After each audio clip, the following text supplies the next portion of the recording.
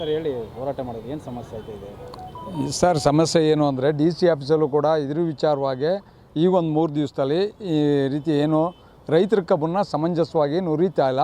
ಅದನ್ನು ಆದಷ್ಟು ಬೇಗ ಯಾರು MD ಅವರು ಮತ್ತು ಏನು ಅಧ್ಯಕ್ಷರು ಅವರೇ ಅವ್ರ ಗಮನಕ್ಕೆ ತಗೊಂಡು ಬಂದು ಆದಷ್ಟು ಬೇಗ ಏನು ಕಬ್ಬು ಒಣಗ್ತಾ ಇದೆ ಅದನ್ನು ಬೇಗ ಅರಿಯುವಂಥ ಕಾರ್ಯಕ್ರಮ ಮಾಡಲಿ ಅಂತ ನಾವು ಹೇಳಿದಾಗ ಆಯಿತು, ನಾಳೆಯಿಂದ ನಾವು ಚೆನ್ನಾಗಿ ನುರಿತೀವಿ ಹಾಗೆ ಹೀಗೆ ಅಂತ ಅಧ್ಯಕ್ಷರು ಕೂಡ ಹೇಳಿದ್ರು, MD ಕೂಡ ಹೇಳಿದ್ರು. ಯಾಕೆಂದರೆ ನಾವು ಹೇಳ್ದೆ MDನ, ನೀವು ಇಲ್ಲೊಂದು ದಿನ ಅಲ್ಲೊಂದು ದಿನ ಇರ್ತೀರಿ, ಹಂಗಾಗಿ ಈ ಫ್ಯಾಕ್ಟ್ರಿ ವಿಚಾರ ನಿಮಗೆ ಅಷ್ಟೊಂದು ಸಮಂಜಸವಾಗಿ ವಿಚಾರ ಗೊತ್ತಿಲ್ಲ, ನೀವು ದಯಮಾಡಿ ಇಲ್ಲೇ ಇದ್ಕೊಂಡು, ಇಲ್ಲ ನಿಮ್ಮ ಕೈಲಿ ಆಗಲಿಲ್ಲ ಅಂದರೆ ಈ ಫ್ಯಾಕ್ಟ್ರಿ ಬಿಟ್ಟು ಹೋಗಿ ಕಾಯಂ MD ಬರಲಿ, ಕಾಯಂ MD ಬಂದು ಈ ಸ್ಥಳೀಯ ವಿಚಾರ ಏನೇನದೆ ಅದು ತಿಳ್ಕೊಂಡು ಆ ಕಬ್ಬು ನುರಿಯುವಂಥ ಕೆಲಸ ಮಾಡಲಿ ಅಂತ ಹೇಳ್ದ.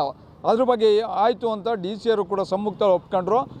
ಏನು ಅಂದರೆ ಈ ಹೆಚ್ಚು ಕಡಿಮೆ 7ರಿಂದ 8 ದಿವಸ ಇರುವಂಥ ಕಬ್ಬುಗಳು ಅವೆ ಒಣಗ್ತಾ ಇದೆ ರೋಡಲ್ಲಿ.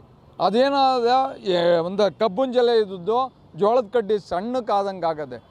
ಈ ರೀತಿ ನಡೆಯೋದ್ರಿಂದ ರೈತರಿಗೆ ತುಂಬ ಲಾಸ್ ಆಯ್ತದೆ. ಯಾಕೆಂದರೆ ಅಲ್ಲಿ 17 ಟನ್ನು 18 ಟನ್ನು ಇದ್ದದ್ದು ಟನ್ಗೆ ಕಡಿಮೆ ಅಂದರೂ 100ರಿಂದ 150 kg ಕಡಿಮೆ ಆಗ್ತದೆ. ಯಾಕೆಂದರೆ ಒಣಗಿ ಅದ್ರ ರಸ ಎಲ್ಲ ಹೊರಟೋಯ್ತದೆ, ರೈತರಿಗೆ ಲಾಸ್ ಆಯ್ತದೆ. ಇವತ್ತೊಂದು ದಿನ ರೈತರು ಕಡಿಮೆ ಅಂದರೂ ಒಂದು ಮೂಟೆಗೆ 1,500ದಿಂದ 2,000 ಉಪ್ಪು ಮೆನ್ಯೂರ್ ರೇಟು. ಅಂಥ ಕಷ್ಟದಲ್ಲಿ ನಾವು ಇವತ್ತು ನಿಜವಾಗ್ಲೂ ಕಬ್ಬನ್ನು ಬೆಳೆದು ಫ್ಯಾಕ್ಟ್ರಿಗೆ 13-14 ತಿಂಗಳಾಯ್ತದೆ ತಂದು ಹಾಕೋದಕ್ಕೆ. 14 ತಿಂಗಳಲ್ಲಿ ಏನಾಯ್ತದೆ, ಇವರು ಸಮಂಜಸವಾಗಿ ಬೆಳೆದಂಥ ಬೆಳೆಗೂ ನಾವು ಕಚ್ಚುವಂಥ ಹಾವು ಚುಚ್ಚುವಂಥ ಮುಳ್ಳು ನೋಡ್ದೇ ನಾವು ಕಬ್ಬನ್ನು ಬೆಳಿತೀವಿ ಅಷ್ಟು ಕಷ್ಟಪಟ್ಟು. ಆ ಕಷ್ಟಪಟ್ಟು ಬೆಳೆದಂಥ ವಿಚಾರಗಳು ಈಗ ಒಂದು ಚೂರು ಕಣ ಇವ್ರ ಗಮನಕ್ಕೆ ಬರಲ್ದು. ಯಾಕೆಂದರೆ ಇಲ್ಲಿ ತಂದು ನಾವು ಈ ರೀತಿ ಯಾಕೆಂದರೆ ಒಣಗಿಸ್ಕೊಂಡು ಅವ್ರು ಹೇಳ್ದಂಗೆ ವಾರ ಗಟ್ಟಲೆ ಕಾದು ಕಬ್ಬನ್ನ ಇದು ಮಾಡಬೇಕು. ನೀರಿಲ್ಲ ಅಂದರೆ ನೀರು ಸ್ಟ್ರೈಕ್ ಮಾಡ್ತೀವಿ, ಬೆಲೆ ಗೊಬ್ಬರ ಇಲ್ಲ ಅಂದರೆ ಗೊಬ್ಬರಕ್ಕೆ ಸ್ಟ್ರೈಕ್ ಮಾಡ್ತೀವಿ. ಕಬ್ಬನ್ನ ಸಮಂಜಸವಾಗಿ ಅರಿತಲ್ಲ ಅಂದರೆ ಅದಕ್ಕೂ ಸ್ಟ್ರೈಕ್ ಮಾಡಿ ಜೀವನ ಇದು ಮಾಡ್ಕೋಬೇಕು.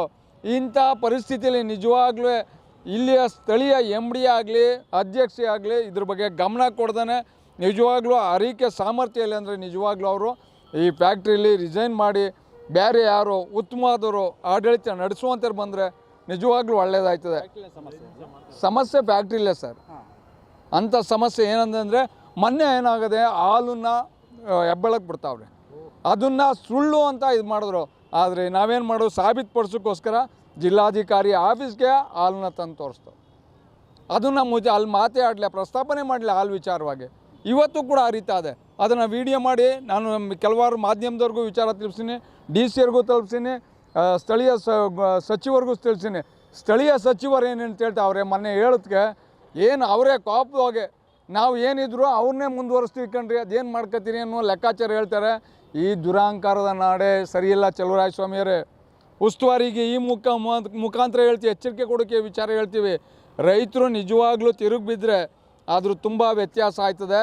ನೀವು ಇದ್ರ ಬಗ್ಗೆ ತುಂಬ ಗಮನ ಕೊಟ್ಟು ಸ್ಥಳೀಯ ವಿಚಾರವಾಗಿ ರೈತರು ಏನು ಸಮಸ್ಯೆ ಇದೆ ಆ ಸಮಸ್ಯೆ ಬಗೆಹರಿಸ್ಬೇಕೇ ವಿನಃ ಅದು ಬಿಟ್ಬಿಟ್ಟು ನೀವು ನಿಮ್ಮದೇ ಆದ ರೀತಿ ನೀತಿಯಲ್ಲಿ ಹೋಗೋದೇ ಆದರೆ ಖಂಡಿತ ಹೇಳ್ತೀನಿ ಮುಂದೊಂದು ದಿನ ತುಂಬ ನೋವನ್ನು ಅನುಭವಿಸ್ಬೇಕಾಗ್ತದೆ. ಮಂಡ್ಯ ಜಿಲ್ಲಾ ರೈತರು ಯಾವ ರೀತಿ ಹೆಂಗೆ ನುಡಿಗಳು ಇರ್ತವೆ ಅನ್ನೋದು ನಿಮ್ಗಾಗಲೇ ಮನವರಿಕೆ ಆಗದೆ. ಆದರೂ ಇದ್ರ ಬಗ್ಗೆ ನಿಜವಾಗ್ಲೂ ರೈತರ ಬಗ್ಗೆ ಒಂಥರ ಅಸಡ್ಯವಾಗಿ ಮಾತಾಡಿದ್ರಿ ನಿನ್ನೆ, ಅದು ನಿಜವಾಗ್ಲೂ ಸಮಂಜಸವಾದ ವಿಚಾರ ಅಲ್ಲ.